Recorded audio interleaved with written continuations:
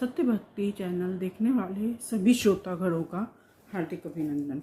आज बताते हैं, जैसा कि पहले ही बताया गया है, कि हनुमान जी इस वक्त धरती पर अवतरित हो रहे हैं और अपना बहुत ज़्यादा अद्भुत तेजस्वी और करुणामय स्वरूप के साथ जो है वो धरती पे प्रकट हो रहे हैं। ब्रह्मांड की किसी भी शक्ति के अधीन नहीं है हनुमान जी।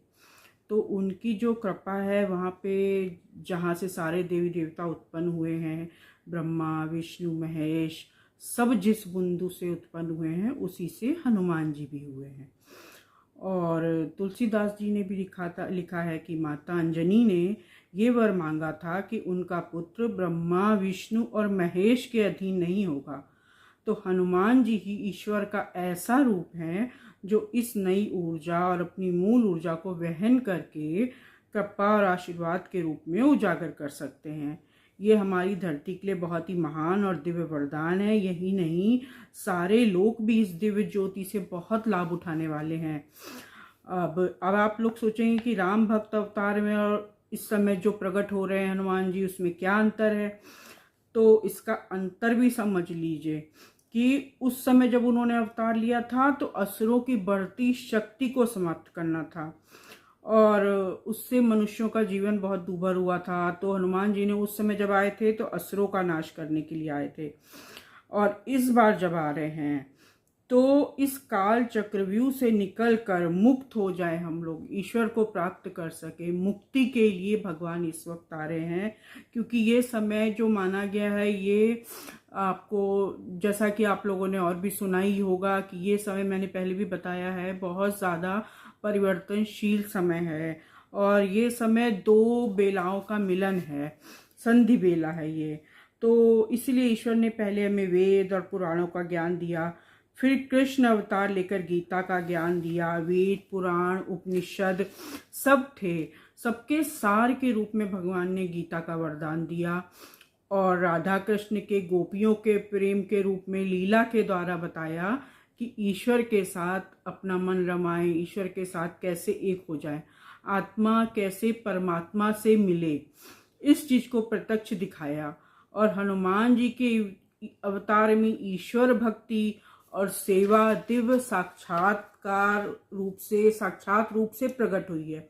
रामायण महाभारत वेद पुराण गीता संत महात्मा मुनियों को इसी धरोहर की जो हमारे पास है, यही धरोहर सबको चाहिए है। ये ऋषि मुनियों से आई हुई है।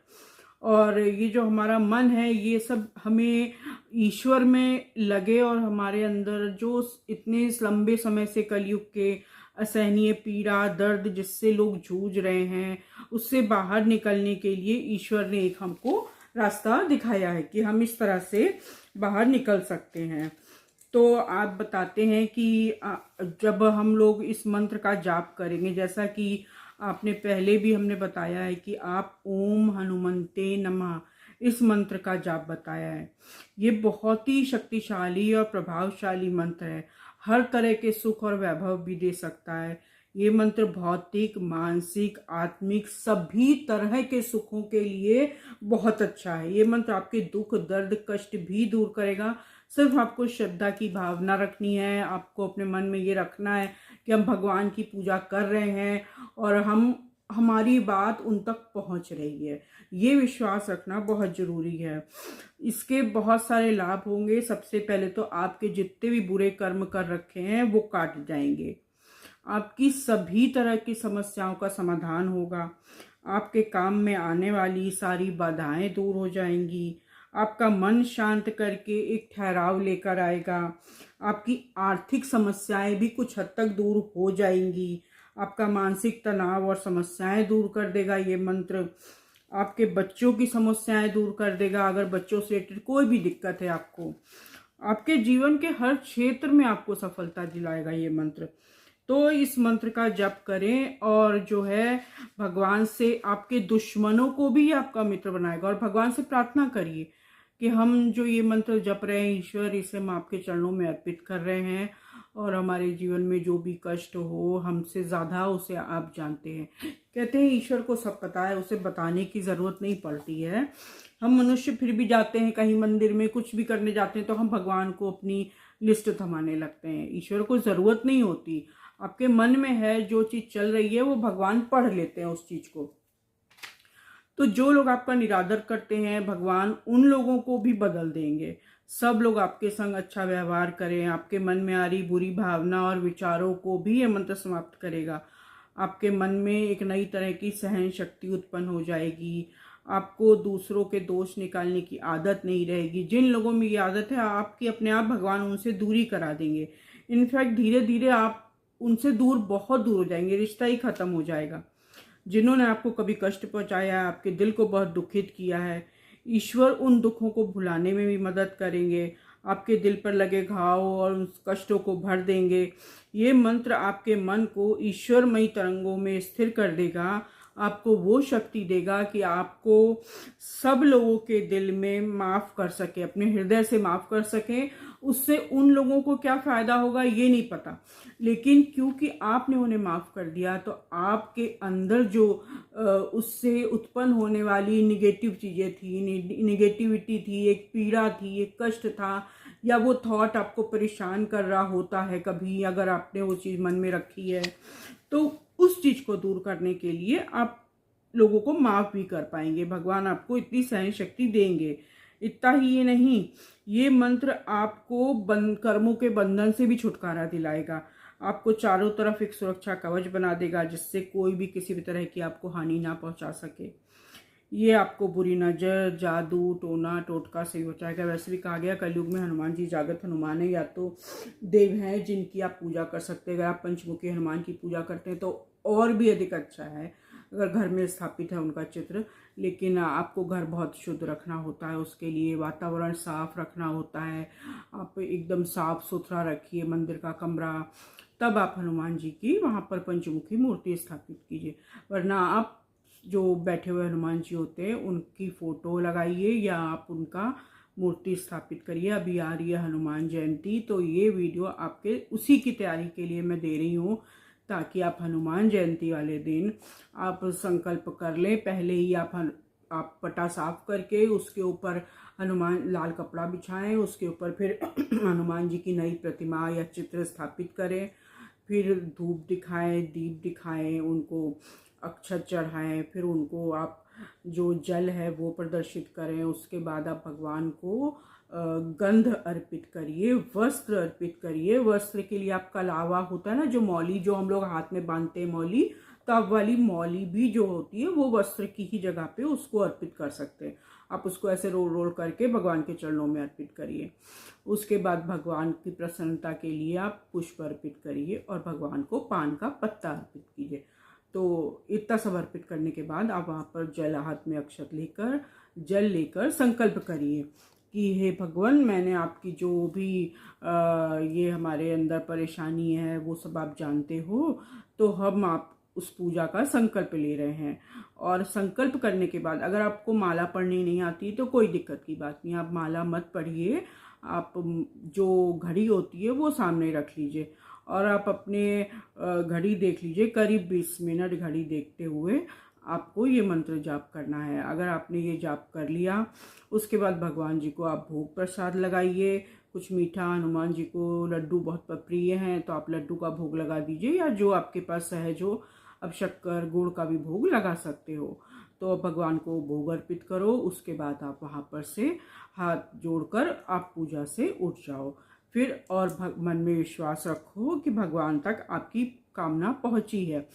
इसके बाद अब आगे आने वाले जो दिवाली का त्यौहार है, तब तक वो भगवान जी को उनको नेक्स्ट डे उठाकर आप मंदिर में स्थापित कर दीजिए, और ताकि पटे पर वो ना रहे, और जिसकी वजह से आपको पूरा कमरा और सब कुछ शुद्ध और साफ करना है। क्योंकि हम लोग सब दिन तो उतना मेंटेन नहीं हो पाता, बहुत लोग छोटे घरों में रहते हैं, फ्लैट में रहते हैं, तो इतनी जगह नहीं होती, तो आप उनको मंदिर में स्थापित कर लीजिए। और फिर आप जो मंगलवार, शनिवार या हफ्ते का जिस भी दिन, वैसे तो कहते हैं मंगलवार शनिवार ही भगवान का सबसे महत्वपूर्ण दिन हनुमान जी के लिए होता है, लेकिन अगर आप जो है मंगलवार शनिवार नहीं कर पाते हैं तो आप हफ्ते के जिस दिन भी कर पाते हैं, आप एक दिन बना लीजिए, 2 दिन बना लीजिए कि इस दिन आपको हनुमान जी की जप करनी है। तब एक दिन की से शुरुआत करेंगे तो धीरे धीरे 2 दिन पे आएंगे, 2 दिन से 3 दिन पे आएंगे। ऐसे आपकी धीरे धीरे आदत पड़ जाएगी और आप इस जाप को कंटिन्यू रखें और करते रहें इसको, और धीरे धीरे समय के साथ आपको इसके बहुत अच्छे फल दिखाई देना शुरू हो जाएंगे। आपके बच्चों का जो है पढ़ाई में मन लगने लगेगा, नज़र उतर जाएगी, किसी ने आपकी बुद्धि बांध रखी है या आपके घर पे आपको लगता है कि कुछ कर करा दिया है, लोगों के अंदर आज बहुत मन में डर रहता है इस चीज़ का भी, तो वो डर भी दूर हो जाएगा कि हनुमान जी और माता काली ऐसे हैं जिनकी आराधना करने वाले जो होते हैं वो अपने भक्तों की रक्षा करते हैं और वो सब प्रकार के उनको कष्ट से, संकट से दूर रखते हैं। और अगर आपकी लाइफ में कोई तकलीफ आई भी है पूर्व जन्मों के कर्म के अनुसार, तो वो जो प्रारब्ध है वो तो आपको अपना काटना ही है। प्रारब्ध तो सभी को काटना होता है अपना, लेकिन भगवान आपको वो सहन शक्ति देगा। आप ईश्वर के नाम की, ये मैं आपको अपना खुद का अनुभव बता रही हूँ कि भगवान ने कैसे मुश्किल समय में साथ दिया। जब आपको लगता है कि कोई हमारा नहीं है और हम कहाँ जाए, हमारी बहुत मुश्किल है, बहुत परेशानियों में पड़ गए हैं और अब कोई रास्ता नज़र नहीं आ रहा है, तो उस समय जब आप ईश्वर को बहुत करुण हृदय से पुकार रहे होते हो, तो आप इधर उधर आप लोगों के पास ना जाओ, आपके पास मदद के लिए लोग खुद आएंगे। ईश्वर ही ऐसी अनुकंपा कर देते हैं कि मददगार लोग आपको खुद ही मिलते जाएंगे। आपका काम सहजता से, सुगमता से, आप ये समझ लीजिए कि वो सारथी बन गए हैं, अपने अपने जीवन की बागडोर अब उनके हाथ में दे दी है, तो अब भगवान ही उस रथ को चला रहे हैं। आप मजे मजे चले जाओ, बस भगवान पे भरोसा रखो और ईश्वर से कहो कि भगवान हमने आपके चरणों में अपनी दिक्कत रख दी, अब आप बेड़ा पार लगाओ, जैसे जो करना है भगवान, और जो के ऊपर विपदा पड़ी है उस विपदा को हम सहन शक्ति के साथ, धैर्य के साथ काट ले जा पाए। तो ये शक्ति भी भगवान ही देते हैं। मनुष्यों के पास इतनी शक्ति नहीं होती है और वो घबरा जाते हैं, बिलखते हैं, परेशान होते हैं। तो आपको जो भी दुख है, दर्द है, आप ईश्वर से कहिए, उनसे बात कीजिए, उनके पास बताइए अपनी समस्या, और किसी का बुरा मत चाहिए। भगवान की आराधना करते वक्त हनुमान जी शुद्ध और सात्विक देव हैं, तो जब भगवान की आराधना करते हैं तो आप किसी के प्रति भी मन में रोष, क्रोध और किसी के बुरा होने की दुर्भावना, ऐसी कोई चीज़ मत रखिए। जिसने जो करा सब ईश्वर के ही ऊपर छोड़ दीजिए। भगवान ने शायद उसको जरिया बनाया था, कर्म आप ही का था। कोई कभी का कोई कर्म होता है, हमें पता नहीं होता इस जन्म का कर्म है, पिछले जन्मों का कर्म है, तो वो कर्म काटने के लिए भी कई बार कोई ऐसा ही मनुष्य जरिया बनेगा, वरना वो कर्म कटेगा कैसे। तो आपको उसके अच्छे या बुरे के बारे में कुछ भी सोचने की और बोलने की ज़रूरत नहीं है, क्योंकि वो ईश्वर को देखना है, वो भगवान के देखने की चीज़ है। अगर हम किसी के बारे में बुरा बोलते हैं या हम चाहते हैं कि उसका बुरा हो, तो कहीं ना कहीं जाने अनजाने हम अपने लिए भी एक बुरा कर्म तो जोड़ ही लेते हैं। कि मतलब निगेटिव थॉट आया और निगेटिविटी सोची करी, तो अपने साथ कोई बुरा कर्म ना जोड़ें इस समय, क्योंकि ये परिवर्तन की बेला है। यदि आप कहीं ऐसी जगह जाने लगे जो आपके लिए हितकारी नहीं है, तो भगवान आपको वहाँ जाने से रोक भी देंगे, आपको उन लोगों से दूर कर देंगे, आपका सही फैसला करने में आपको सहयोग देंगे। आप जहाँ भी जाएंगे वो वहाँ पर सब आपकी सहायता करेंगे, हर काम आपका हो जाएगा आसानी से। सबके दिलों में आपके प्रति खराब विचारों को निकालेंगे और लोगों का मन भी बदलेगा और आपका भी बदल जाएगा। उनका ध्यान दूसरी बातों पे लग जाएगा, आपके ऊपर उनका ध्यान ही नहीं रहेगा। आपके रुके हुए काम अचानक धीरे धीरे शुरू हो सकेंगे आसानी से। इस तरह कई चमत्कार आपके जीवन में होने लगेंगे। हर दिन आपको लगेगा कि भगवान ने कोई वरदान ही दिया है, कुछ ना कुछ अच्छा होगा। और अगर कुछ अच्छा नहीं भी है तो वो भी आप भगवान के चरणों में छोड़ दें और ईश्वर से विनती करें, और आप प्रसन्नचित खुद ही रहने लगेंगे। आपको लगने लगेगा कि जो कुछ भी कहा जाए आप सब अनुभव करेंगे कि प्रभु कितने दयालु हैं। तो यदि किसी निर्धारित समय पर आप कुछ दिन लोग बैठते हैं, हनुमान जी के साक्षात दर्शन से संबंधित बातें होती हैं और ऐसी कोई चर्चा होती है, तो वो भी बहुत अच्छी है। भगवान को बहुत प्रिय है सत्संग, कि आप सत्संग सुनिए और सुनाइए लोगों को। लेकिन आप अगर आपके संग ऐसा कोई संसर्ग जोड़ा है, तब ओपनली उसको पब्लिक को नहीं बताइए, क्योंकि फिर वो चीज़ धीरे धीरे कम होने लगती है। पर अगर आप शुरुआती दौर में हैं और अभी मुश्किलों से गुजर रहे हैं तो आप ईश्वर की आराधना करें। शक्ति धीरे धीरे आपके घर में वातावरण स्वच्छ होगा, स्वस्थ होगा और लोगों को भगवान अपना जो दिव्य शक्तियाँ होती हैं, ईश्वर के गण होते हैं, वो आपके घर में एक सूक्ष्म शक्ति के रूप में प्रवेश करा देते हैं। फिर वो आपके घर में रहती है और रक्षा करती है और आपको धीरे धीरे उसके अनुभव भी ईश्वर करा देते हैं। अब अगर आप विचारशील हैं तो आपको सपने के माध्यम से या आपको प्रत्यक्ष भी बहुत लोगों को दर्शन होते हैं, आपको भगवान दिखते हैं। और अगर आप विचारशील नहीं हैं, आप साधारणतया से एक पूजा पाठ करते हैं, तो वैसे लोगों के भी भगवान काम बनाने लगते हैं। आपको पहचान आ जाएगी कि ईश्वर हमारे साथ है। ज़रूरी नहीं कि वो आपको स्वप्न दे या आपको सामने से बताएं या दर्शन हो कि जिनको दर्शन होते ही हैं भगवान उन्हीं की सुन रहे हैं। ऐसा नहीं है, भगवान तो सबकी सुन रहे हैं। आपके भी काम वो बनाने लगेंगे। तो आने वाली है क्या बोलते हैं जो ये हनुमान जयंती, उसके लिए पूजा मैंने आपको बता दी है और अब आप लोग इसको करें। और इसके बाद मैं आपको इसके छोटे छोटे उपाय भी बताऊंगी अपने अगले वीडियो में। और अब धनतेरस आने वाली है तो धनतेरस की पूजा बताऊंगी। और अगर आपको हमारी वीडियो अच्छी लगती है तो आप लाइक करें, सब्सक्राइब करें, शेयर करें। धन्यवाद।